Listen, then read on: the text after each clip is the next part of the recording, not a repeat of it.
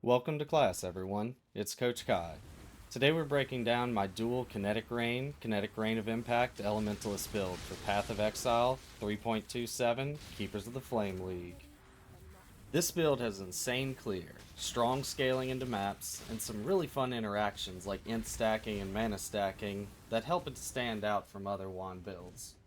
I'll cover the core gems, general gear, and Pantheons that I selected, as well as some other possibilities, and go over the passive tree and Ascendancy nodes I took, and what I'm planning to take, to continue to scale this build further into red maps. The core idea is using both Kinetic Rain and Kinetic Rain of Impact as our main attack. They're fast, and they scale well with both spell damage and crit modifiers, and they synergize perfectly with the Elementalist for both damage and utility. Elementalist gives us powerful exposure effects, golem buffs, and ailment scaling, letting us stack elemental damage efficiently. If you like what you see, don't forget to like and subscribe. And if you have any ideas on how to scale the build better, let me know in the comments. Now, let's get to the build. Here we're going to go over the core gem links for this build. Starting off with our 6th link, we're going to start with Kinetic Rain.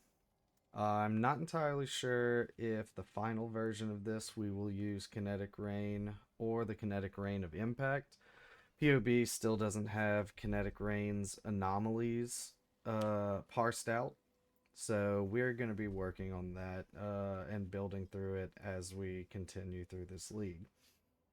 The setup that I have right now, because I've only got one red gem socket, is Lightning Pin, added lightning damage, increased critical damage, greater multiple projectiles, and elemental damage with attacks. All of these work really well together. If I can get a second red slot here, which is what I'm working on, I will probably drop the lightning pin or the added lightning damage, depending on what PoB says is the best, and replace it here with volatility. This is a big damage buff for Kinetic Rain. What I'm doing in the meantime, which is why you saw so many lightning explosions on the ground, I am actually connected to a ballista totem using Kinetic Rain of Impact.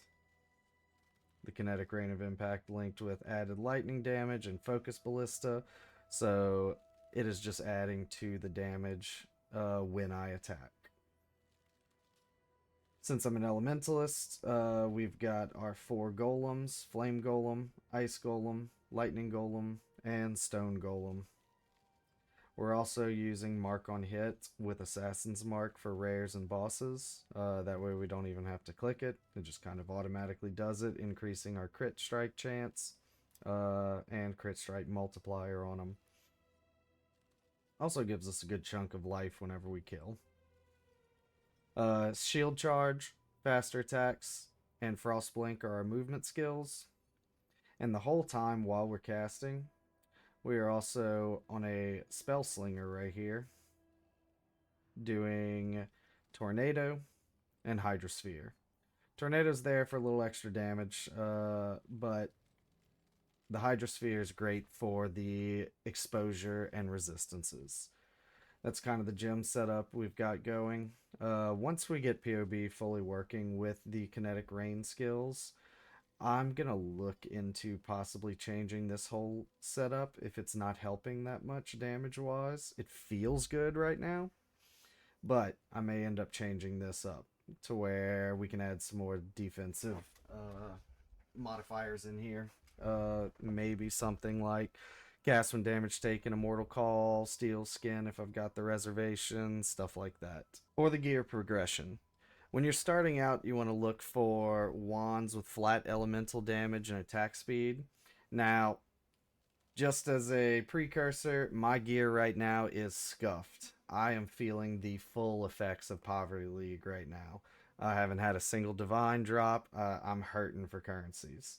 But with the crafting system and the tree, you have a great chance to craft a lot of your own gear. You're looking for a lot of flat ele damage, attack speed, crit chance, crit multi, and ele pin.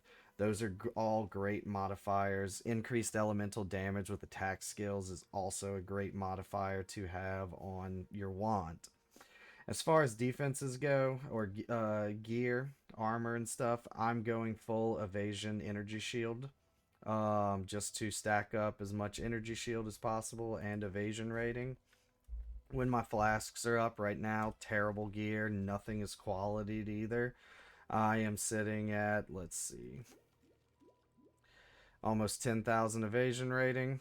This can go so much higher. I need to go through and quality everything once I get better gear. Obviously, you want move speed and resistances on your boots. On your gloves, if you can get added ele damage as well as life and resistances, those are great. Your armor, make sure you don't have life, otherwise you would need to respec that one node here. Increase maximum life. You may just want to not take this. I typically don't take the plus 30 maximum life. I don't think it's worth it. But try to get a life chest piece that doesn't have that. Super high evasion energy shield rating, resistances as you need it. Same with your helmet. Evasion rating, energy shield rating, chaos, cold, all your reses, life. Even mana is not bad to have on this gear, solely because of this node here. 2% increased spell damage per 100 maximum mana up to 40%. And remember, modifiers to spell damage on your Kinetic Rain skills, they apply at 150% of their base value. So mana is a great thing to stack as well, which is why we're going to be eventually int and mana stacking this build. For your shield, I opt for a full energy shield with 25% block chance at least. Increased chance to block is a great mod to have on it. Any resistances if you need, chance to avoid elemental ailments are great. Max reses are great if you need them. This shield is obviously very bad. It sucks. The only reason I have it is for that increased block chance. Once I have an opportunity to get something else, I'm going to replace this thing. As far as flasks go, a good life flask, immunity to bleed is great on it. I opt for Quicksilver. Maybe eventually I'm going to replace this with Dying Sun for more projectiles. When that happens, I will probably drop the greater multiple projectiles as well on here. Diamond Flask for extra crit chance. The Jade Flask for extra evasion, roll evasion chance on it. Crit chance would be great on here as well, but reduced effective shock doesn't hurt.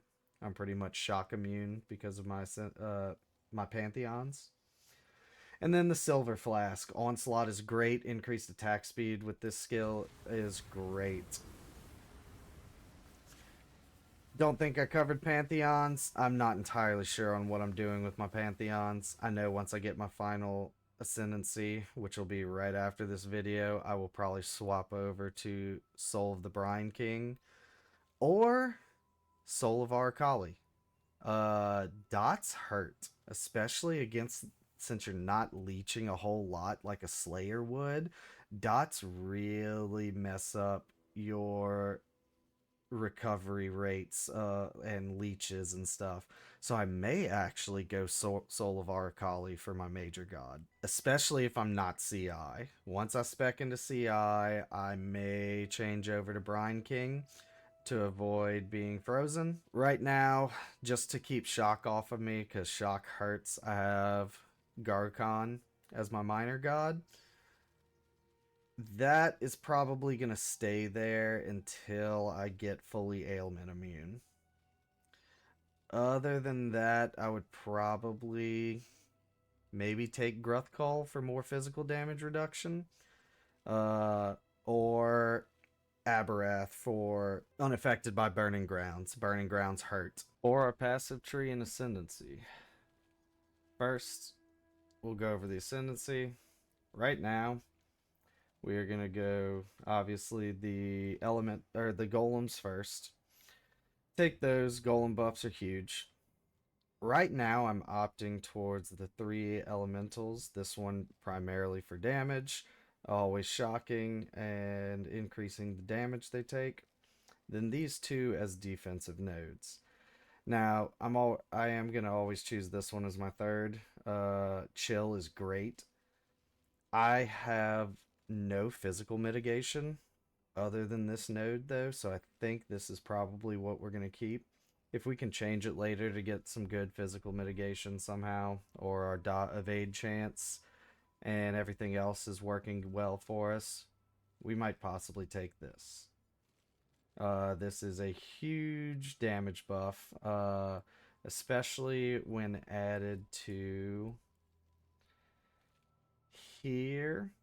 If we were to go and take the exposure here. Right now, though, we have it kept as inverting the values. Now, as far as the passive tree goes, when you start out, you're going to want to go up this way, eventually respecking out of these spell damage nodes just to get extra points. Going up here first to get your first wand node.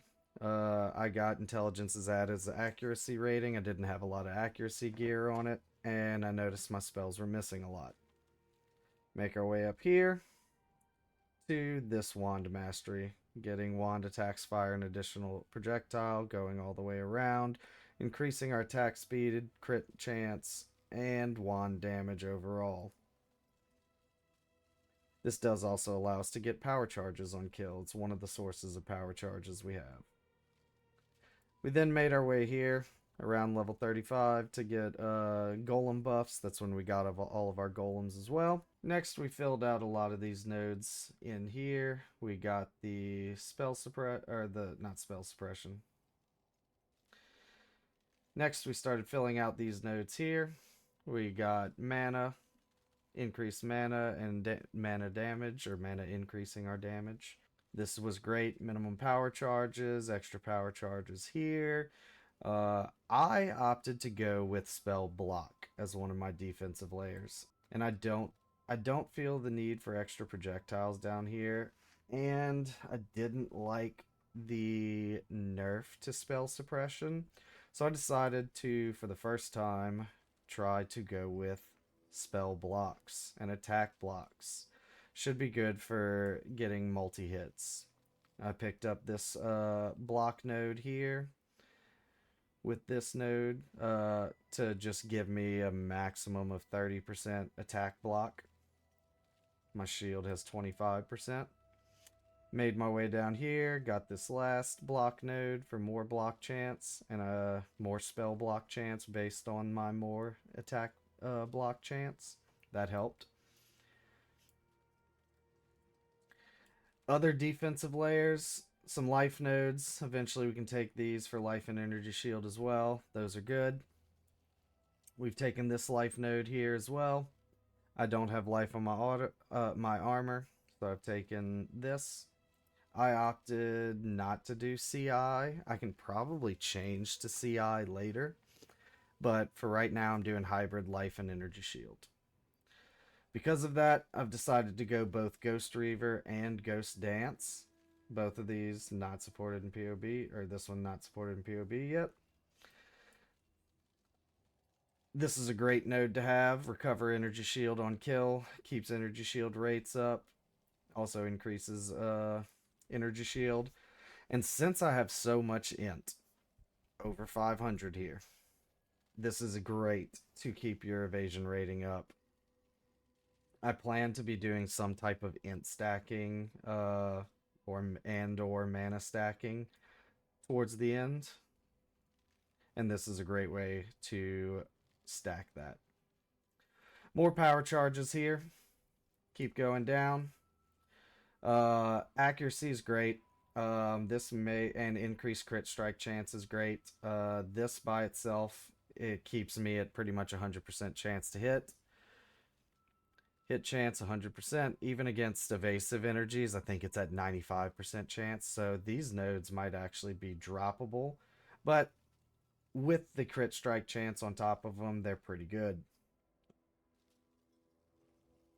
More life nodes here. Recover 2% of life on kill is great, especially since I'm doing hybrid. I may remove this if I need an extra point later for something, but these nodes are good. In fact, I'll probably take this off right now, since I do have this extra node, and place it here. That is better. Final nodes here. These life leeches and mana leeches are great. You want to get these pretty early, especially before specking Ghost Dance and Ghost Reaver.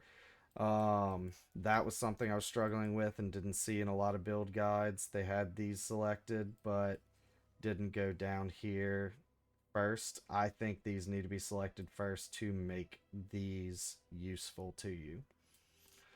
Also, make sure you take the 5% instant leech. That is great to keep up. You are hitting so often. Even this small node here is doing a lot of healing for you. And finally, we've got our mark node. Marked enemy has reduced accuracy and takes increased damage. This is where we're getting our frenzy charges on bosses and rares. Anything that is marked, you hit them, you have a 10% chance to gain a frenzy charge. I'm pretty much constantly fully stacked with both power charges and frenzy charges. Now, this node here is helpful for the int stacking. I went ahead and took this. That helps me get up to as much intelligence as I have, 500. And I took the +5 strength per allocated mastery passive because I was having some strength issues.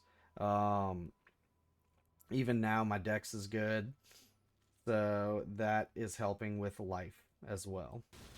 And that's how I'm building my dual Kinetic Rain Elementalist. If you have any questions or tips, feel free to leave them in the comments below. Until next time, class dismissed.